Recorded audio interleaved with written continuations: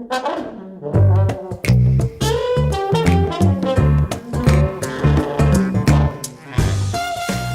everyone and welcome to the Fiction Foundry podcast. This is episode 12. I'm Phil. And I'm Ben. And Ben, you've just been making me watch Stargate, haven't you? Oh, I didn't know that this was actually going to be part of the episode, but yes, I have. Well, we've been having a running theme of Stargate for some bizarre reason, even though I don't watch the show. Oh no, have we? That's a shame. Yeah, it's shame. terrible. Why are we talking about this subpar show? Well, you're the one that brought it up this time, actually. Do you know why I liked it? Do you know why? Why? Because it was just like an episode of CSI. Yeah. You alright? You're looking lost. So, yes. See, I've never actually watched CSI. Well, you didn't get any of the in-jokes then. So no. you're showing me, you could have chosen how many episodes of that they'll do, 100? No. What I was trying to say was... And you could have shown me any episode and you showed me the CSI I understand what you're saying, but my point was that one particular episode, and it was Vegas, by the way, for those of you interested, that one episode was shot completely differently to every other episode. Yeah, because they parodied CSI. Well, maybe they did. They don't even parody CSI. Maybe they did. Maybe CSI parodied that So episode. I probably enjoyed that more than you did, because you didn't understand. So you're saying you enjoyed Stargate? I'm saying I enjoyed a CSI-like episode of Stargate. So if all Stargate episodes were made like that, you'd enjoy it? Yeah, because I like CSI. Anyway, what's next? Anyway, okay. Thanks. Oh, there was an We haven't had for a while, have we? Oh, I hadn't even noticed. Or your nose. Does that mean we're gonna get loads of your nose and I don't care. I can't not speak the way I speak. Okay. Well, just try. It'll be good for all of us. Okay then. So everybody, a bit of housekeeping. Ben, you're looking extremely tanned at the moment, if I do say so. Yes. Yes? Yes. Is that because you've been lounging around in the garden? I wish, actually. And I wish this tan was down to a holiday, but it wasn't. It's down to work. But yeah. Is that work? Work in inverted commas, yeah, it was, yeah. Basically, we had this, our top secret job last week. So it's your top secret job, so tell us all about it. Come on. I wish I could, but it was a week in Portugal. That's all I can say, actually. I can't actually tell you more at the end of July, because the project will be released officially in July. Excuse me. So, yeah, that's all I can say. It was an octocopter job. That was exciting. Thanks. Yeah. Well, you were... So, there we go, everyone. Big news of the day. You heard it here first. Ben went to Portugal. There's nothing to hear. Okay. Right. Okay. What we're going to be talking about today is we're going to go through a couple of things, aren't we? Hopefully today the cameras aren't going to run out. So we'll get our first visual. We should be good. Thing. So we're good on that camera. Are we good on that camera? We're good on that camera. There we go. So I imagine you're going to cut from there. I don't know. Yeah, I don't. To there. To there. To there. Yeah. Right. Okay. You're going to have to do that twice now. Yeah, great. Yeah, Let's not do that anymore. Oh. Okay. All right. I won't do it.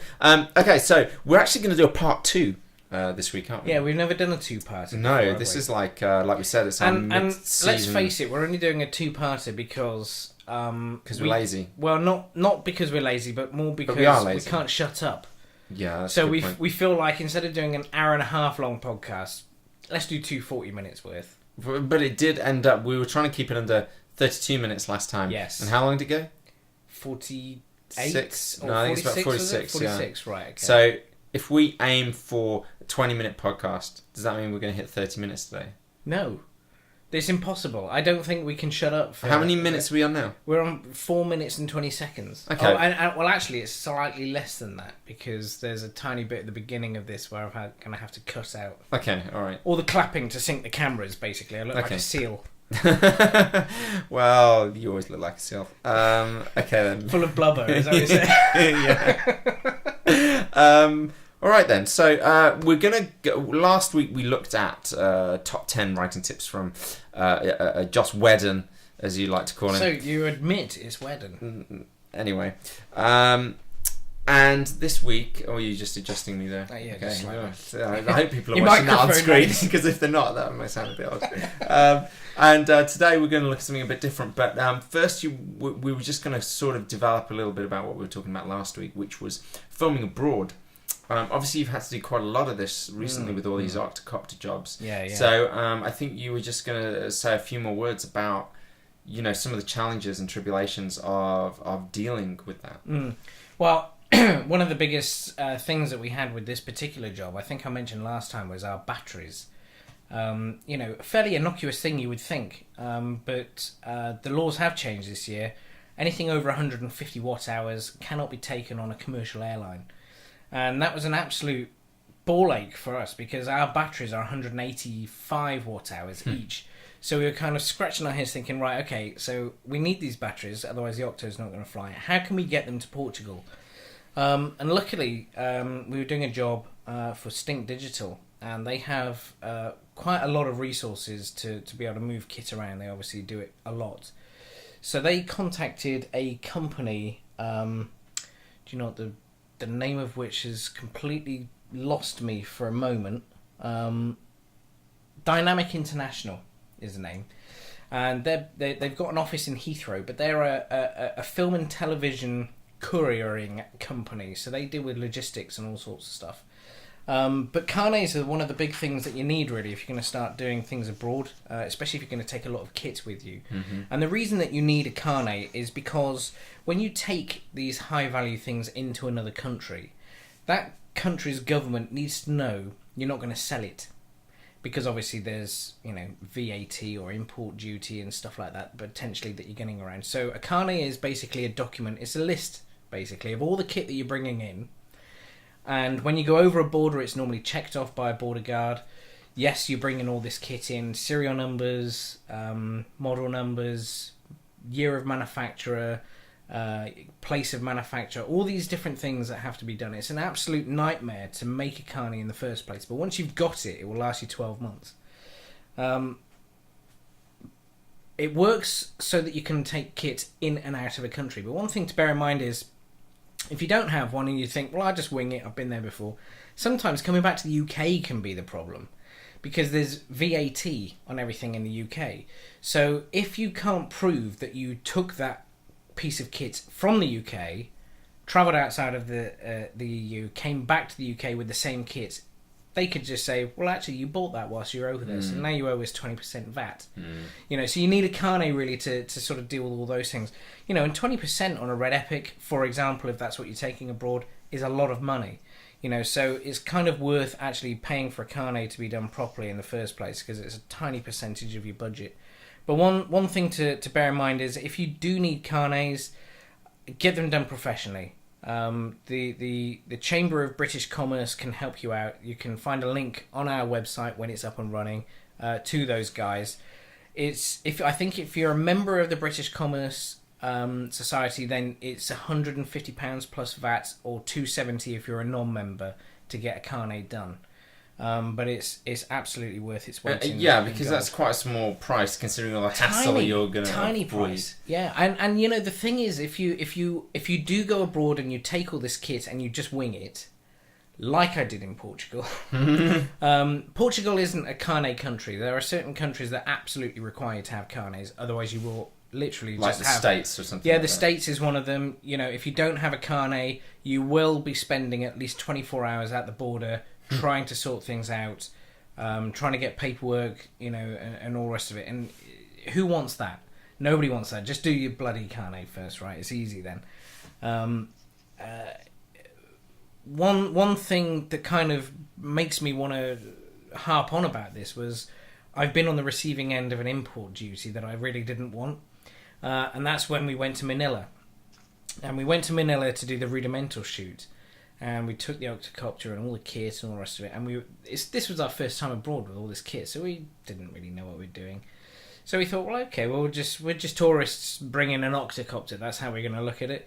So we got off the flight and we got to the airport. Of course, we got all these big cases. And the customs officials were looking at us and thinking, okay, that's not just a normal suitcase you're bringing. Let's open it up and find out what it is. So, of course, they opened it up. We had no carnets. And we got slammed for import duty. Really? Now, they asked us how much is all this stuff worth. And luckily, we had a local fixer with us. And he told us to tell him it's only 500 quid. I mean, really, it was like 50 grand worth of equipment. He said, just tell him it's only 500 quid. And even that, I think, cost us something like £200. So if we'd given them the real value of 50 grand... Thousands and thousands. It would have been... it would just been impossible to have paid it, And God knows where that would have led. So yeah, ever since then, we're very careful to know exactly what country we're going to, and have enough time that we can sort out paperwork and stuff. How often do you think that crews take, just ordinary filming crews, take their own kit out there, and how often do you think they hire when they're out there? Because it sounds like it might be beneficial to hire. It can be. The only thing is, certainly in the experience that I've had with filming abroad, is a lot of film productions don't want to risk hiring in a place they're not familiar with. It's somehow it's easier to deal with the ball ache of carnets and all the paperwork that comes with exporting and importing goods for a film shoot than it would be to try and rely on a company in a foreign land with a potential language barrier that you've never used before. You have no idea what they're capable of. Yeah, I guess if it has that infrastructure like Prague or somewhere like that where there are big film studios, you're okay. But if you're going to Manila or Thailand, you want to be able to be confident that when you get there, you've already got the stuff that you need to film. Yeah, and also if you're spending all that money, you need to know that those the equipment and the lenses have been cared for in the right way. Because I mean, we've hired kit from the UK, and sometimes, even though 95% of the time it's all been fantastic, there are times where there have been problems because it's just come in from another job, and you've got a very expensive lens which has cost you a lot of money to hire, and then suddenly it's managed to get a hair in there somewhere. I know. In between the glass somewhere. Yeah. God knows how these things get in there. Just really innocuous stuff can sort of upset everything. And that could be it. That would, you can only get the crew and the cast for that one day, and then that hair could absolutely destroy it. Could ruin your shoot. Because the only way to do it is fix it in post. And can you imagine trying to remove a hair frame by frame? Yeah. It's crazy for an entire day's shoot, especially if that's your main lens. I mean, on bigger budget type stuff, they will have obviously logistics personnel that deal with this. And normally on that kind of size and scale, it's a very well oiled machine. They already know. They've got carnies prepared just in case. Not even if they don't need them. Well, this is the difference between when you're just a film crew and when you've got a production management unit behind you who are managing everything from the office. I mean, it's possible if you're a really properly indie film crew and you're just going somewhere with a DSLR and a couple of lights and maybe a sound guy, you probably don't need a carnet. A camera, 5D, whatever. Well, that's just a tourist camera, right? You don't even necessarily need to tell people that. There was a great example of that. I think it was from. It may have been Sound of My Voice. The director. It's a great little film, and about cults. Obviously, that's of interest to me a lot at the moment, given what I'm writing about. But it was made for $135,000, and they really scraped the money together and they were filming on a DSLR of some description, and they had to do one scene on a plane, and so they had all the actors on this plane, and so I think it was Sound of My Voice. They got all the actors at the back of the plane, and they were shooting this scene, and then suddenly all the cabin crew were on them. You're not allowed to film in here. You can't do that and stuff. And then they said, "Oh, we're just doing a holiday video," and then. The cabin crew took the camera and filmed them so they could all be in the shot.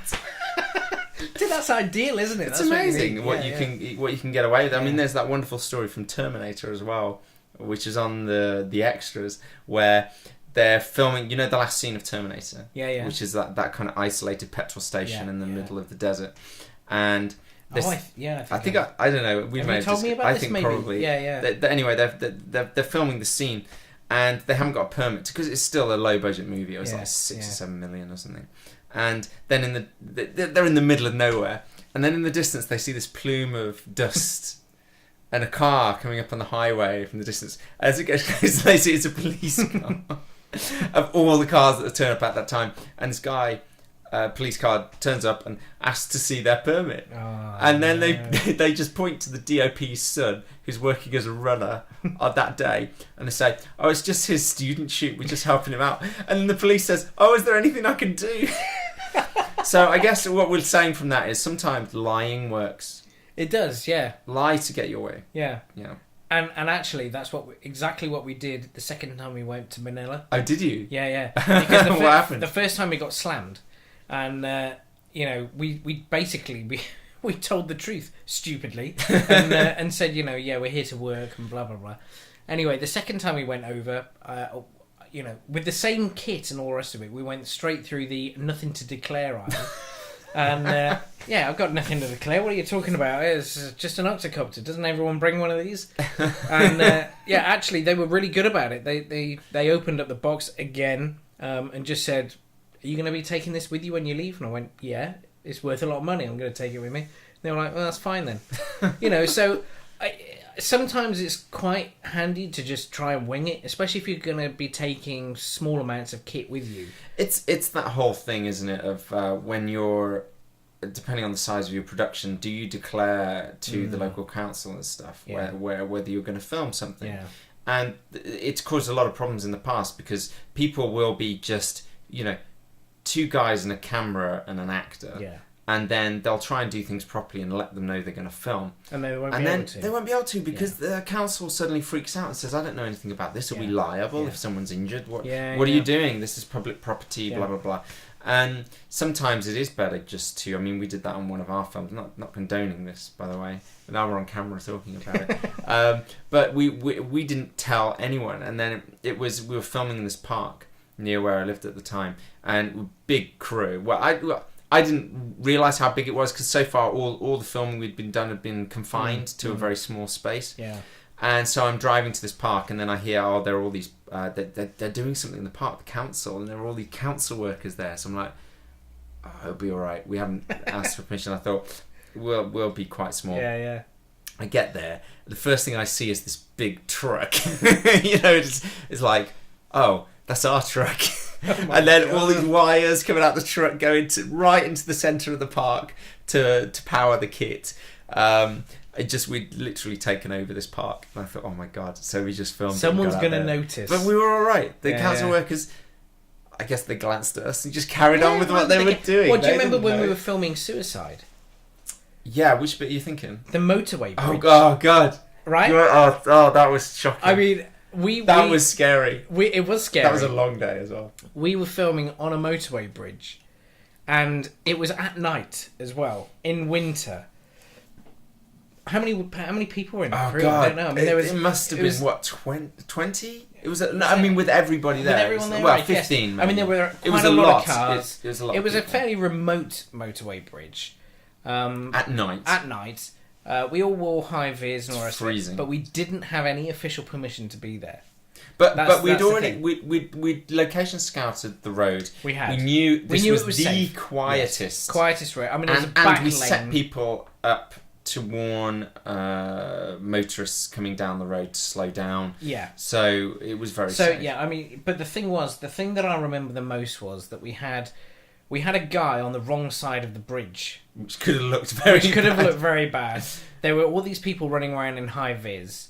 We had big lights. We had big lights. We had cameras. We had somebody with catering.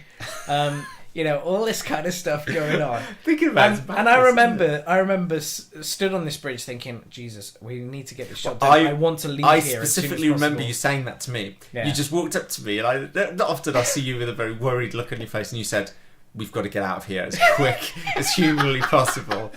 And because what we were doing, we were hanging this guy on the other side of the bridge, which must have looked terrible. Yeah. But what they don't realise is the grass verge is right behind you. And you can just jump off and duck your head down, and it's perfectly that's safe. what he had to do, wasn't it? And we even put a little mat down. There was no way. There was no danger. But do you remember the part of the evening where one of the local residents actually came past, didn't they, and said, "This is a really fast road, mate. You want to be careful where you..." And it's like, really? You're the only car we've seen. But thanks anyway. And then, within an hour of that, a police car came along. Oh, this is that. Do you remember that? No, we got to frame this properly, right? Because our worst nightmare is a police car coming at this. We discussed it in the recce, everything else. And it was the end of a really long day. I mean, we must have been filming for a good 12 hours. And then we're like, but this is so quiet a bridge, no one would ever come up here. And so we're literally lining up the last shot which is also the shot with the guy Jumping going over the side of the bridge. And we're literally lining it up. And then we see a car in the distance, kind of like Terminator, I guess. Yeah. And this car comes up, and it's a police van. It's a police van. Yeah. And then I remember your face, and it was like, and then this van, We're going to be in the cells. and it slowed down. Yeah. And we're like, I remember you said something like, "Oh, well, that's it." You were just like, that's it. Right. Game over. What happens now? We'll get moved on or arrested. Yeah. and then it just slows down, has a little look, and then speeds up again and drives off. We never saw it again. Yeah, it's weird. What the hell did they think? The we were whole doing? production stopped. It was just and he just, bizarre. I don't know. What do you think it was? Do you think he assumed we had I mean, I've got the feeling that he just looked. He was like, "There's no way they'd be doing that if they didn't have permission." What a ridiculous thing to think. So yeah, I mean, actually, once that happened, that almost was such a relief to me. It almost felt like it was permission. Oh yeah. You know, it was like, well, if the police aren't bothered, but it's fine. We were on the last shot. I mean, it was such a tough day. I mean, I remember it was like -3 or something. Oh God, yeah, and it was testing our last nerve. And I remember we had this, Yumi and I think Miria or someone had this big discussion at one point as to whether a shot was over the action line, and we were like, no, it's got to be this side. But it's just because we were so tired. Yeah. We had no objectivity anymore as to where the camera should go. It's ridiculous. Which is a poor show actually. But then I was DOP as well on that one. Oh God, yeah. I remember. It turned out great, but it was tough at the time. It was, that was madness in a way, but that was an interesting experience. I mean, it's kind of taken us away, I guess, of travelling abroad with your kids, but it's all about permissions and making sure that you do the right thing. Well, you have to, but it's also you have to judge. There is so much red tape in the world. Yeah, you have to. There are times when with the carne and stuff, you have to be sensible. Yeah, but then there are other times where if you've got a very tiny crew, although that time we should have done it with a tiny crew. Yeah.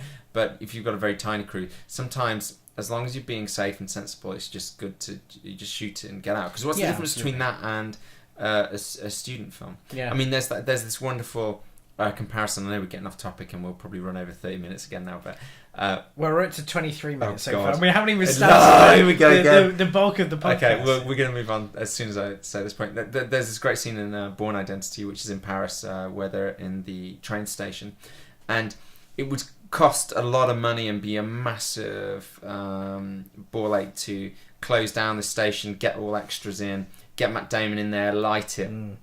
But of course, Doug Liman, who did Swingers, is from this very indie background. That's what I like about him. He's very much just used the crowd, shooting from the hip, and he literally shot from the hip. Yeah. So what he did was he got the camera. I don't know what camera they're using. It must have been a film camera. I don't know how the hell he did this, but Alexa or something. He put it under his coat. Yeah. And they went in Matt Damon. No one realised it was Matt Damon. He just shot the whole scene with him, a natural light.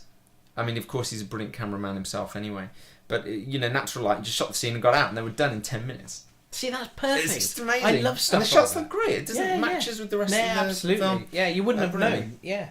Okay. So, fair play. Speaking of directors, then. Yes. See how I did that segue there? Do you think that was subtle enough? Don't know. I really want to have a go on a segue. Okay, well. Have I segued into something completely different now?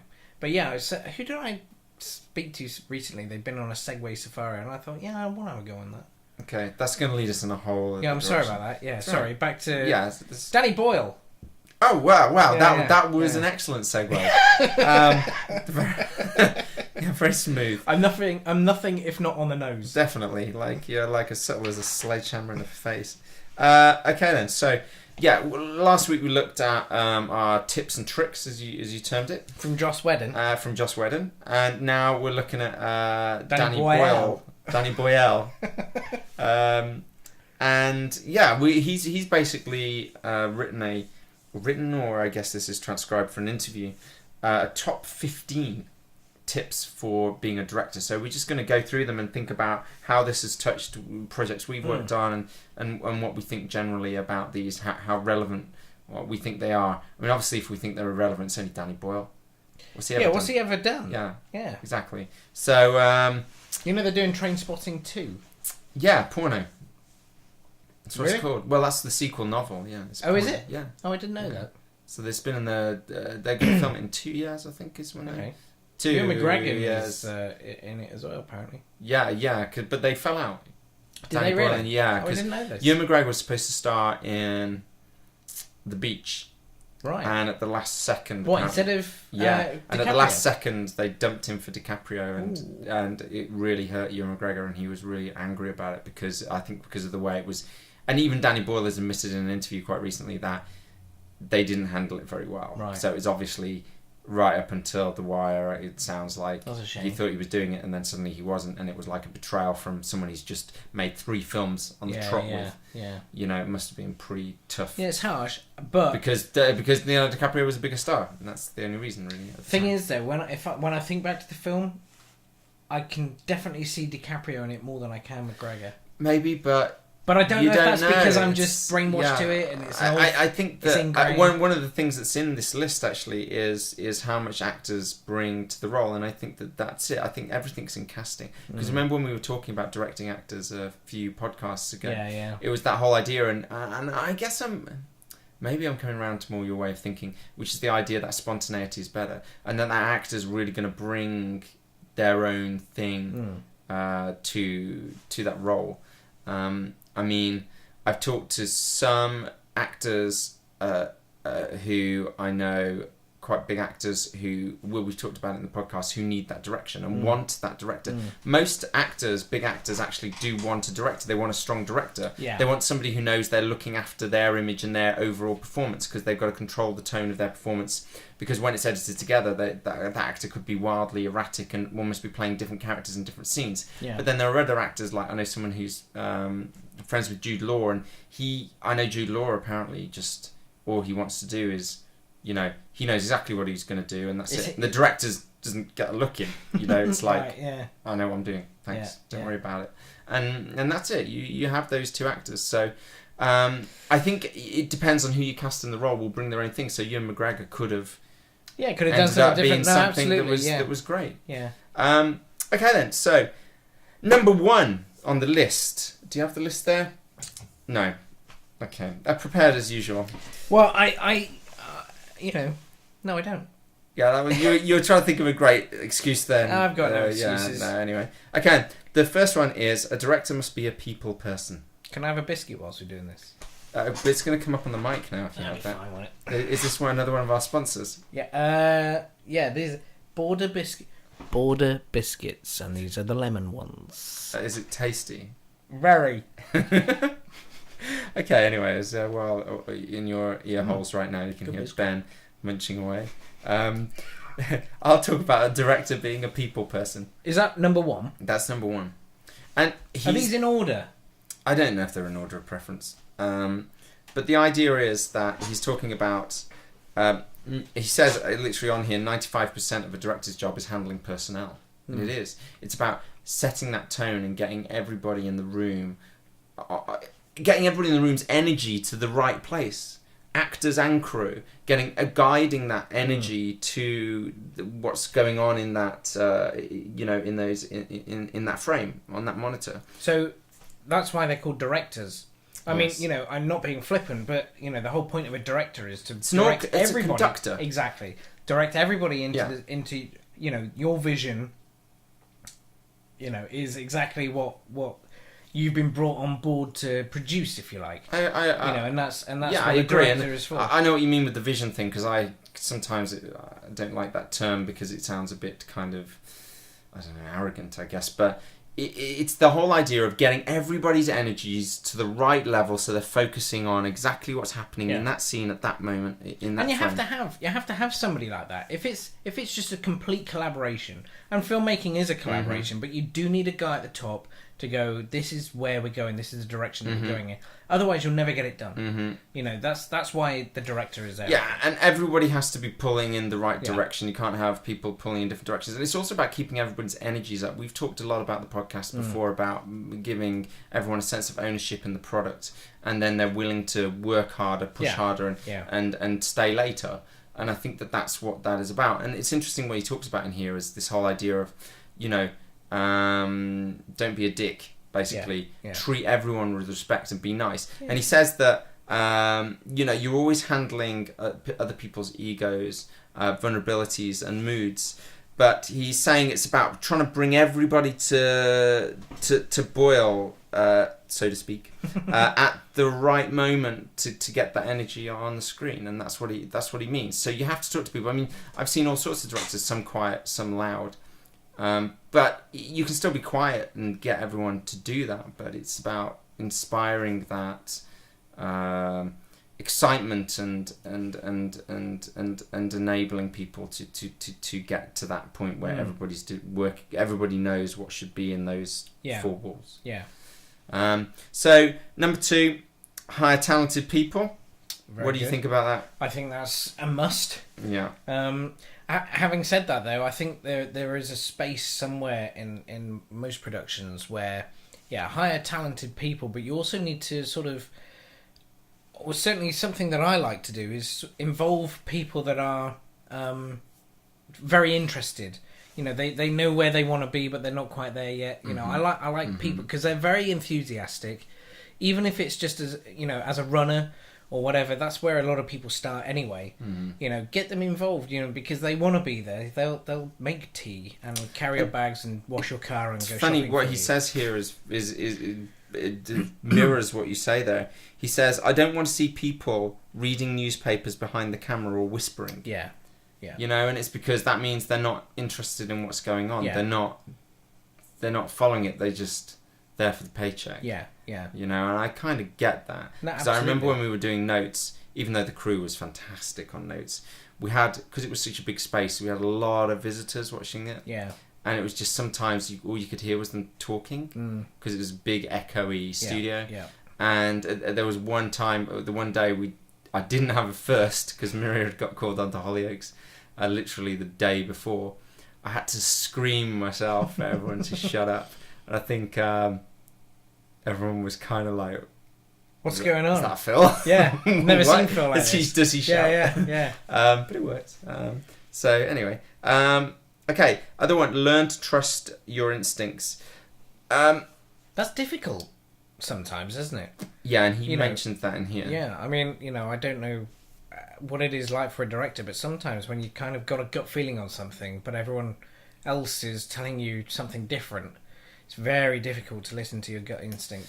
And and the one thing he talks about in here is whether you're on a low budget or a big budget, you're still spending other people's money, and you have a responsibility to that. You can only be cavalier up to a point, and I think what he means is you have to protect the film. You have to make sure you get the coverage, so you have to know that it's going to cut together, and that's the priority. Yeah. And then if you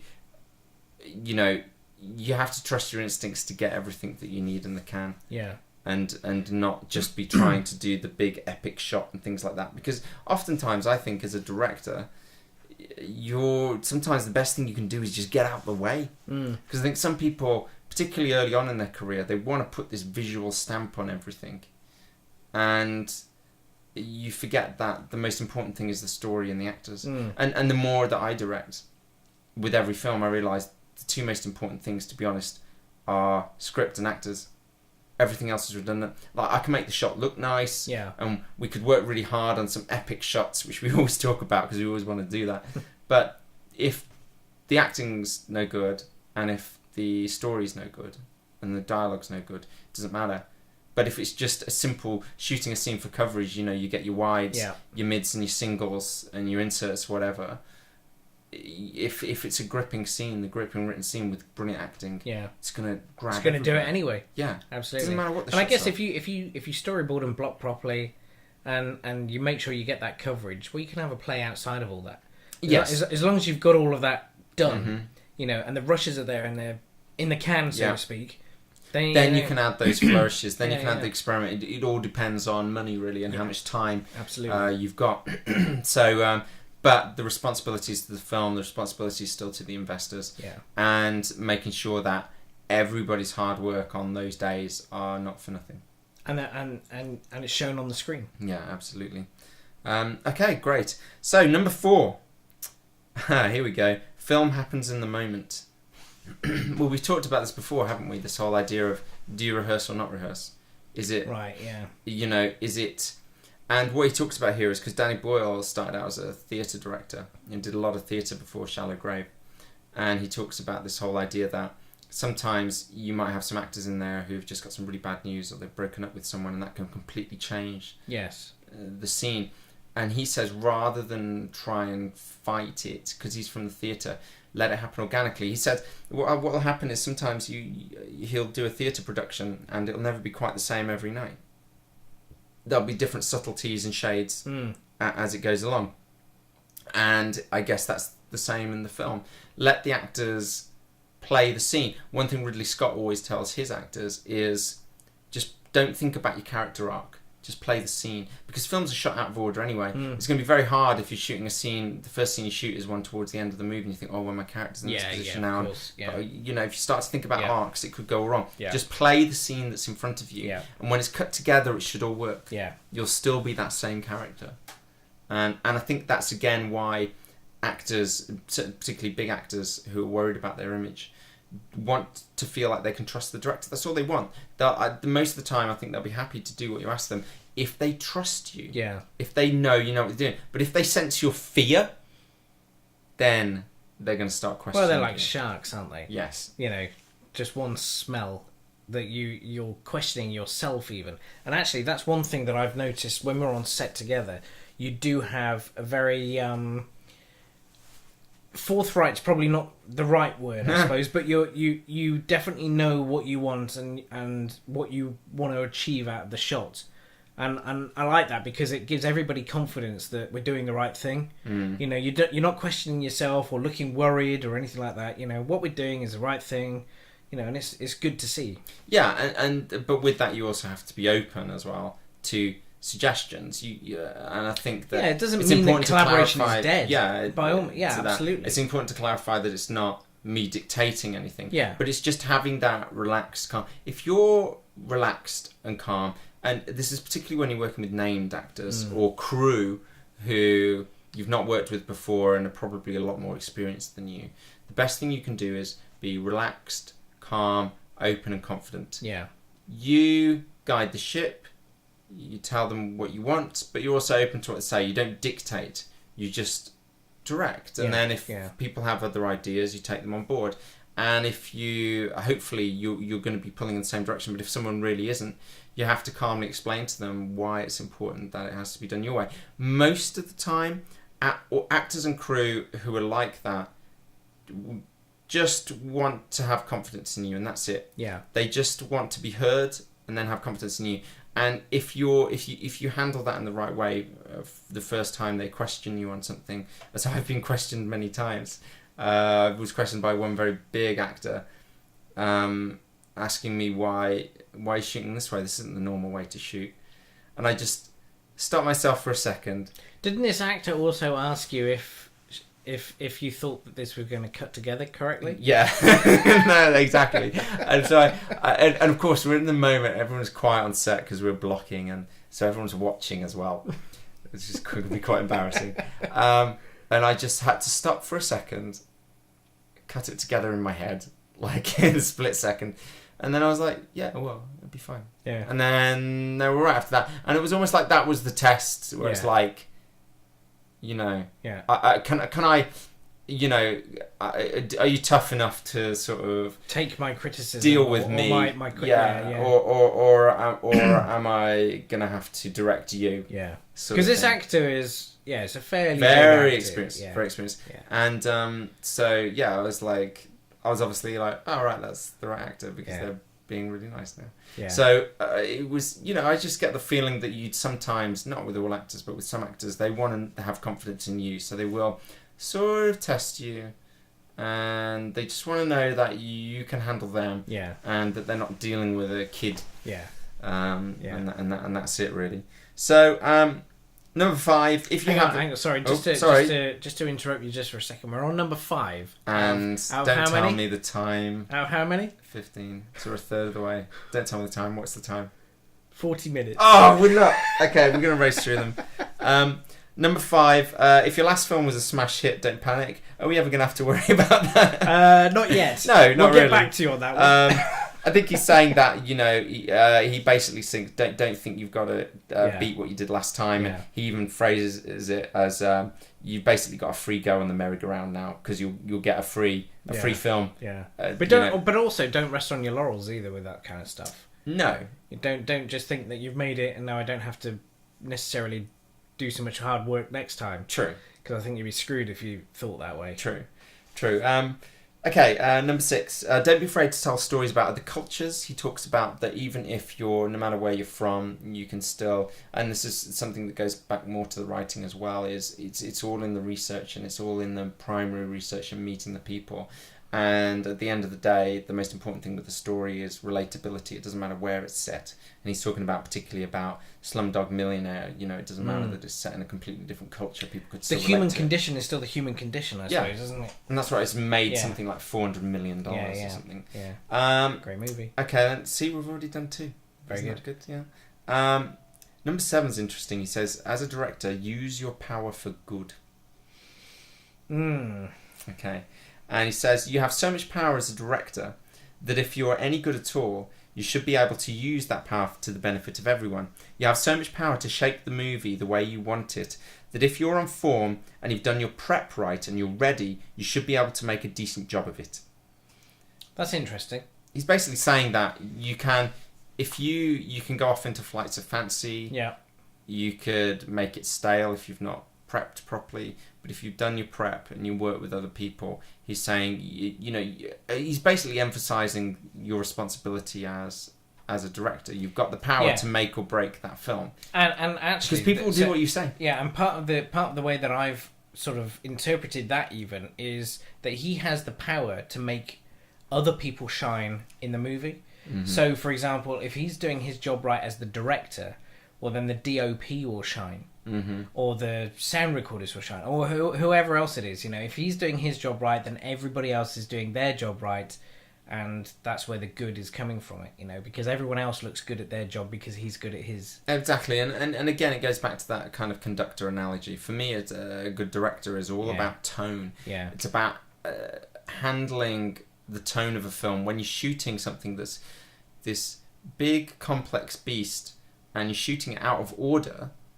How do you make sure that tonally it's going to cut together? And I think that films that don't work are ones that have very strange tonal shifts in it. Is it a comedy? Isn't it? These characters don't quite seem like the same characters, and it's all about being a conductor and making sure everything's tonally correct and you've got that volume control through the film. Number 8, don't have an ego. Well, that's interesting. Have we ever met any people with egos? That was my phone as usual, making an appearance. Let me think. Any filmmakers that we know with egos? Maybe we should stop there. Actually. Okay. Ego is an ugly thing to have. I mean, you need an ego to a certain point, but once it goes beyond that point, it actually becomes a liability. Not just for you, but for everybody else that's around you. There's the school of thoughts. I mean, there are some directors who do like to bully people and feel that that's the best way they get out of it. I'm not like that. But and he says he thinks that's not the way you should be. You should respect everybody. And he said what's really interesting is when he works with new crew members, sometimes he can tell that they're almost flinching. They're waiting for the hissy fit. And he prefers everyone to be relaxed, focused, confident on... And involved and invested in what they're doing, and I think that's the best way to get it out. Absolutely, people. I agree. If people are scared, I don't think you get the best out of them, to be honest. Yeah. I think people want to look forward to coming into work every day. I think people who work through loyalty are going to be far more productive than people who work through fear. Yeah, well said. Definitely. Okay, so make the test screening process work for you. Obviously, it happens in the UK, but particularly in Hollywood, this whole idea of the test screening where they... people see the movie before it's finished and then give cards, and then they have focus groups discussing the ending and stuff. And I guess what he's saying is be willing to see the wood for the trees, but at the same time, it's this whole idea of when we're talking about screenwriting as well, it's a subjective medium still, and something that might make sense to you might not make sense to Joe Bloggs who's just walked in off the street. Yeah. So, and you have to be aware of that. You have to think, no, it makes sense. Don't you get it? Because in the theatre, you're not going to be there to explain it to everybody that doesn't get it. No, absolutely. Yeah, you have to do it for the masses. Exactly. So there is a lot to that, and I think that it is good. I mean, when we have our screenings, it's very much people we know, but I think as the films get bigger, maybe. I was going to say, but then exactly. But then we, our focus groups have been small because our products are small at the moment. Yeah. I mean, we've been slowly gearing up, and more people have been seeing them. But yeah, I think it's definitely worth remembering that if you want to make a film that's for general release or some sort of distribution, well, you have to have something like that because your mum is going to have a different opinion on it than Mrs. Davis who lives 3 doors down or whatever. You have to make sure that everybody gets it and understands what it is that you've done. Definitely. And speaking of projects that we're working on, the next one's kind of relevant to that because he says, number 10, interesting, is very specific. He says, come to a set with a lookbook. And what he terms as a lookbook is just a book full of images that have inspired you. Yeah. On this That's project. Interesting. And isn't that interesting that we're working on the sci-fi thing now and we're compiling images. We're doing exactly that. We're meeting the art department again on Saturday. To go through with the work that's been done so far, and the kind of the initial images that I found, just images pulled off the web, magazines, whatever, and just compile them because you get a flavour of the tone and the feel and the look of the film that you want. And it's also a great tool. I've never done this, but I should, I think. Although I did do it a little bit on Notes.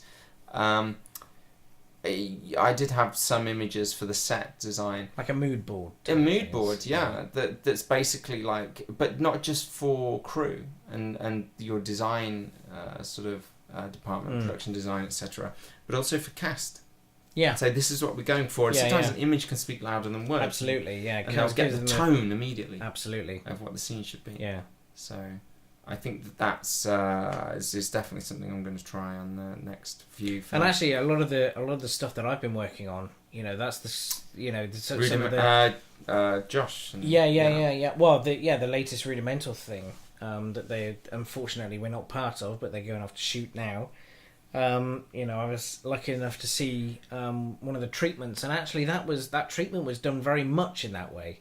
I mean, we call them mood boards. What does Danny Boyle call it?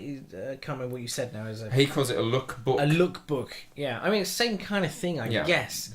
But, mood board is usually a big board with just images and all sorts of stuff. Just to give you an idea of the sort of like you said, the flavour and direction. Sometimes bits of fabric. It's all sorts of or whatever stuff, it is. Yeah, absolutely. Just something that it's not a direct neural connection with what you're looking at. It's just to give you an overall sort of perspective. But that a lot of people use that. Even in the commercial world.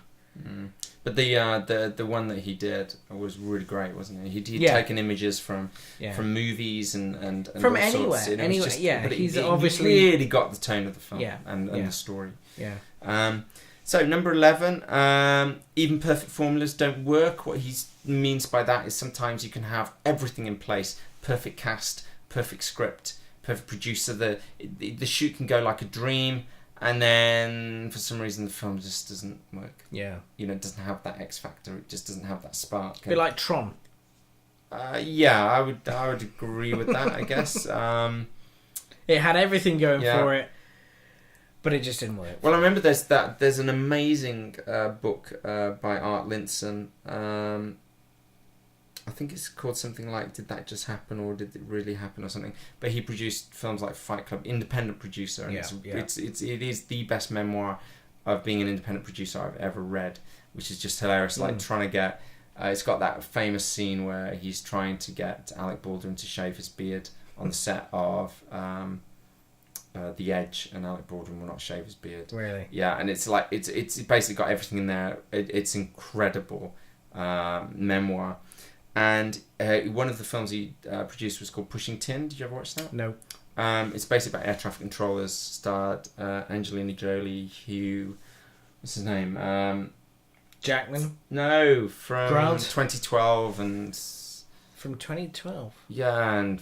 I can't believe I've done his name. and High Fidelity and all those films. You know exactly how I mean. It's not a Hugh though, is it? Is it not? You're on about oh Jesus! He's in Grosse Point Blank. Yeah. Stop talking a minute. Oh God, I can see. Oh no, I nearly said it. Then I'm having a lethological moment. Hang on, I got to look it up. See, we both got it now. Well, I'll do that. I'll continue. And Angelina Jolie. And the thing is with this film, they had the best script, and they had a great director, phenomenal cast, and then he just remembered. Have you got it? No, not yet. Oh, I don't know why it's done that. Oh, I can't believe I've forgotten his name. John Cusack. John Cusack. Why do I think of Hugh? I was going to say Hugh didn't make any John sense. Cusack. And he, they got the cast, they got everything correct, and it just didn't hit. Just didn't. For some reason, he was just like, they watched the final film, and it was just like, oh, it's all right, but it didn't quite work. So I think that's what he's talking about there. Sometimes you can have all the elements, but for some reason that X factor just isn't there. And sometimes he said, you can have the worst shoots ever where it was hell on earth getting the film made, and then suddenly it's brilliant. Yeah. So, like The Abyss. Like The Abyss. Although I think you always defer when it's a Cameron movie, because that's something different, isn't it? Yeah, it is. Okay then, number 12, take inspiration where you find it. What he's talking about that was, he was saying, he's quite happy to take inspiration from other movies that are out at the same time as his. He talks about when he was making Slumdog, he was watching The Wrestler. Oh, right. Okay. Which was out at the same time, and he was just so blown away by it, and he was like, I want to make a movie like that now. So I think that, don't be afraid to take inspiration from other movies and your contemporaries as the films come out. Number 13, push the pram. What on earth does that mean?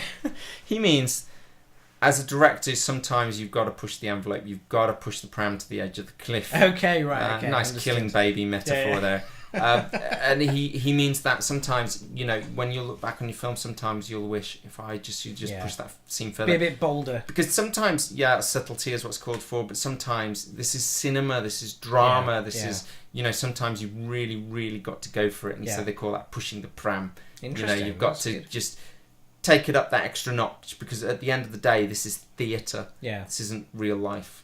And, if you can take them so far, they will go with it. And the best example I can give that is when Spielberg rewrote the script for Peter Benchley's Jaws. Right, yeah. And he added the scene at the end where he blows the shark up with the... Smile, you son of a bitch. Yeah, with the aqualung. Yeah. And Peter Benchley said, Stephen, what are you doing? Has something gone off? Well, I don't know. Yeah, I think. I think we've been talking so long. The battery is about to die okay, in this camera. We'll keep plugging away. Yeah. He was talking about Peter Benchley was like, "Come on, Stephen, are we okay? We're okay. Okay, it's definitely off now. If it goes off, no, it's definitely off now. Oh, it is off. And he said, he was like, Stephen, you can't do this. You can't blow up a shark with an aqualung. Stephen's like, if I've had them for the last 2 hours, I've got them for that last 5 minutes. I can do whatever I want with them, and that's pushing the pram. And of course, it's such an amazing moment. It is a good moment. You leap out of your seat. Whereas if the shark had just got caught up in a net like it does in the book and sink, it's not exciting, is it? No, absolutely. That's what he means. Okay, 2 more. We're almost there. 2 more. Come on. Okay, always give it 100%. I think that goes as read. He says, once it's on. I'll say on tape. We don't really use tape anymore, but once it's on card, inscribed onto that onto that card. Once it's on your recording surface, then it's there forever, and that's it. So you've got to give it 100%. You will only be on that day shooting that scene once, and that's it. Yeah. So you've got to give it 100%. And the final one, number 15, is find your own esque. He always talks about things like being Hitchcock-esque or so do you think is he Boyle-esque or is he Danny-esque? I know, he's a Boyle-esque. Boyle-esque. A Boyle-esque, yes. I'm sure he's very proud sounds of like something that should be growing on your Sounds skin, like something that should be cut growing off. out of your armpit. Yeah. Boyle-esque. He means that, don't try and copy other people. You be inspired by other people, but be your own filmmaker. Don't just try and be other filmmakers. So there we go. Top 15. Good. Done. What time are we on? We're on 55 minutes. Oh man, this is so long again. I know. We've got to cut this down. Yeah. So. I think. Yeah, I don't See, know. I've even almost finished my gin. Well, nor have I. I still don't understand how we managed to. Mind you, I was just about to say I don't understand how we only managed to make the first episode 32 minutes. But then I do remember once we actually got into a flow, it was very difficult to shut us up. And I think we mentioned it before. But do you remember when we were flying to New York? Yeah. And we got talking. We got talking with each other about films and stuff, right? And what's the flight? It was 5 hours, 6 hour flight or something. And within after 3 hours, the woman in front of us turned around and told us to please shut up now. She'd been listening to us for 3 hours and she just wanted to go to sleep. I felt like such a little naughty schoolboy when she had to turn around and say, "Can you just shut up now?" Because we were drinking gin and tonics. I know, that's what it was. Yeah. I don't know. We just talk too much. Really. Yeah. Okay. Should we put the people out of their misery and go to how they can contact us? Yes. Well, they can contact me by emailing me at ben@fictionfoundry.co.uk. And they can contact me by phil@fictionfoundry.co.uk. And if they don't want to talk to any of us, it's howdy@fictionfoundry.co.uk. Okay, and the website is almost there? It's almost there. I think within what are we on today? It's we're recording. They can actually see it on that camera if they look carefully. Oh yeah. I know because that camera's off now. Okay, you can't hang on, see that. Shall I swivel your camera around? Yes. Let's see if this will work. That is actually the new Fiction Foundry website, right? Sneak peek. Yeah, look at that. Wow, that was it. They're not going to be able to sleep tonight now. It's big news. And so that'll hopefully be up very soon. I'm hoping in the next 7 days or so. And how can they find us on YouTube if they want to watch these? YouTube. If you just go to YouTube and just search Fiction Foundry. Fiction Foundry podcast is how I found it, or just Fiction Foundry. Yeah. Does it? Yeah. Okay, yeah. Great. Okay then, and Twitter as well. We're at Fiction Foundry. Again, trying to put links to useful stuff on there. Absolutely, and we're also on Facebook as well. If you just go facebook.com/The Fiction Foundry. Okay, that's fantastic. So yeah, please go on there. Like us, and again, contact us. Let us know what you think of the show. Let us know what you think we should be talking about. And I think we're just about done, aren't we? I think so. Okay, finally, at last, have we reached an hour? We're almost at an hour. Come on, we've got to finish before an hour. So I'm going to say it's goodbye from me. And it's goodbye from him. Okay, thanks everyone. Thanks. Bye.